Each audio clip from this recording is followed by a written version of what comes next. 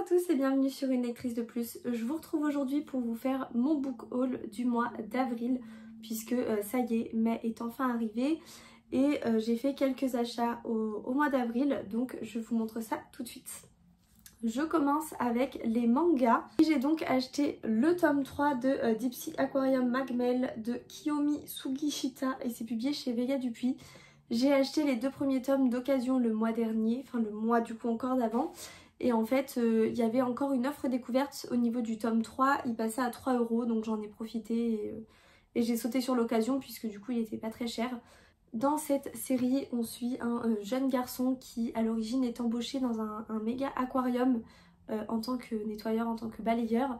Et en fait lui, ce qu'il espère profondément, c'est de pouvoir devenir soigneur, de pouvoir vraiment intégrer les équipes de l'aquarium puisqu'il est fasciné par les créatures des abysses. Donc on est dans un aquarium abyssal et on va suivre son évolution du coup au sein de cette entreprise et découvrir les abysses.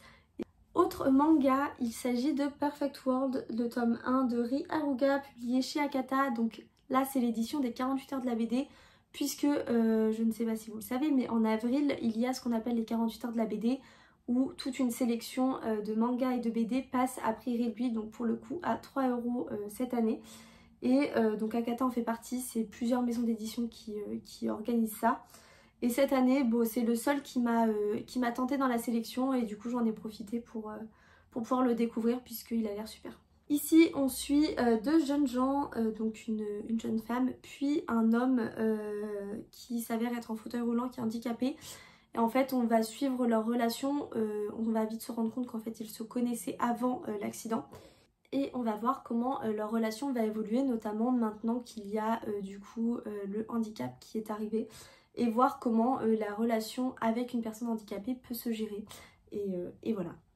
Je continue avec les graphiques et cette fois-ci les BD, avec notamment une BD que j'attendais avec impatience. Il s'agit du tome 3 de Elle, donc c'est Pluriel de Aveline Stockart et Kit Toussaint, c'est publié chez Le Lombard. Voilà, je l'attendais avec impatience puisque j'ai adoré les deux premiers tomes. Celle-ci en plus c'est la dernière, donc c'est le dénouement de la série. Ici on suit Elle, donc cette jeune fille qui en fait souffre de troubles de dissociation d'identité. Elle a plusieurs personnalités qui pour certaines prennent le dessus à des moments de stress, etc.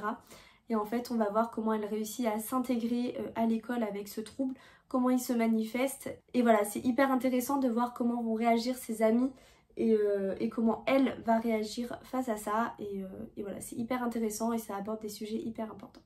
Autre BD que j'ai acheté au mois d'avril, il s'agit des Éricornes. Donc c'est le tome 1, L'appel de la déesse, c'est de Véronica Alvarez et du coup aussi de Kit Toussaint qui a fait Elle. Et c'est toujours publié chez Le Lombard. Ici on suit des héritières au trône, des héritières qui doivent se retrouver pour une sorte de conseil ou quelque chose comme ça. Et elles ont des pouvoirs un peu magiques. Quand elles font appel à eux, elles se transforment. Elles ont des licornes qui les accompagnent et ça avait l'air d'avoir une vibes Winx, Witch, etc. Et c'est des dessins animés que j'adore, donc j'avoue que j'ai craqué et les dessins ont juste l'air trop beaux. Donc voilà. On passe maintenant au roman. Et en vrai, j'ai été plutôt sage ce mois-ci. J'ai acheté le tome 3 de Serpent and Dove, donc Gods and Monsters, de Shelby Maureen, publié chez De Saxus. Alors je n'ai encore lu ni le tome 1 ni le tome 2, mais étant donné que j'ai toute la collection en collector, je ne pouvais pas ne pas le prendre, sinon je ne l'aurais plus. Et collection, voilà, on est obligé. Donc je ne sais pas ce que ça vaut, je ne sais même pas quel est le résumé de cette saga. Je sais juste que les avis sont tous hyper positifs et que ça avait l'air génial quand j'ai acheté le tome 1. Et du coup voilà, j'ai le tome 3 et je crois d'ailleurs que c'est le dernier, que du coup la saga est complète. Il me semble que c'est ça et donc du coup je pense que je me lancerai dans la série et que je me le lirai assez rapidement la saga entière. On continue avec les collectors et notamment de chez De Saxus avec Cendrillon est morte de Kaline Byron. Alors voilà, encore un collector qui était très beau. Sur cette partie là, je trouve ça très joli, c'est un noir, il y a un effet un petit peu noir cuir, très sympa. J'ai longtemps hésité à savoir si je le prenais ou pas et finalement je me suis dit que bon, il était quand même très joli et le titre m'attirait beaucoup. Je trouve ça assez osé et puis une réécriture de contes, j'aime toujours ça. Notamment Cendrillon, et là ça a l'air d'être une réécriture assez moderne. Donc je me suis laissée tenter. Et donc voilà, là on est sur une réécriture de Cendrillon, mais avec une héroïne, si je me trompe pas, qui doit être lesbienne. Et on est finalement très loin du conte, même si on y reprend les bases. Encore un collector, j'avoue que j'ai un petit peu craqué, mais il est juste trop beau. Il s'agit de Light Lark, donc le tome 1 de Alex Aster, et c'est publié chez Lumen. Je ne pouvais pas passer à côté de cet objet livre. J'avoue que j'ai longtemps hésité parce que j'adore aussi la couverture du brochet, mais rien que pour le travail de celui-ci, il est juste trop beau. Ma crainte, c'est juste qu'il ne fasse pas les autres tomes dans la même édition. Mais je me suis dit que valait mieux acheter celui-ci et au pire racheter le brochet, parce que si je passais à côté de celui-là, bah c'était mort quoi. Donc j'ai craqué. Et ici on est dans une sorte de Hunger Games, de ce que j'ai compris. On a différentes îles, différents royaumes qui vont s'affronter. C'est quelque chose qui revient tous les 100 ans ou quelque chose comme ça. Et le combat s'arrête quand il y a un mort. Et je crois que chaque île, chaque royaume a des pouvoirs magiques spécifiques qu'il peut utiliser. J'en sais pas trop, mais ça avait l'air super bien. Et puis bah voilà, l'objet livre, il n'y a rien à ajouter, il est juste trop beau. Donc voilà, j'ai hâte de découvrir. Dernier livre de ce book haul, ça aura été un petit book haul. Et je suis quand même contente parce que du coup je n'ai pas acheté plus que j'ai lu sur le mois d'avril et ça c'est super.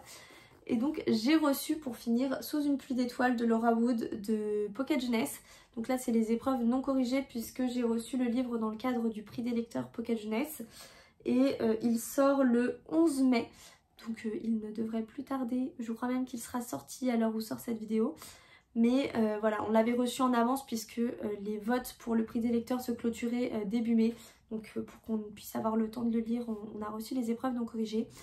Et ici, on est sur une romance historique dans les années 30. Donc on suit une jeune anglaise qui va se retrouver à aller passer ses vacances d'été en Italie.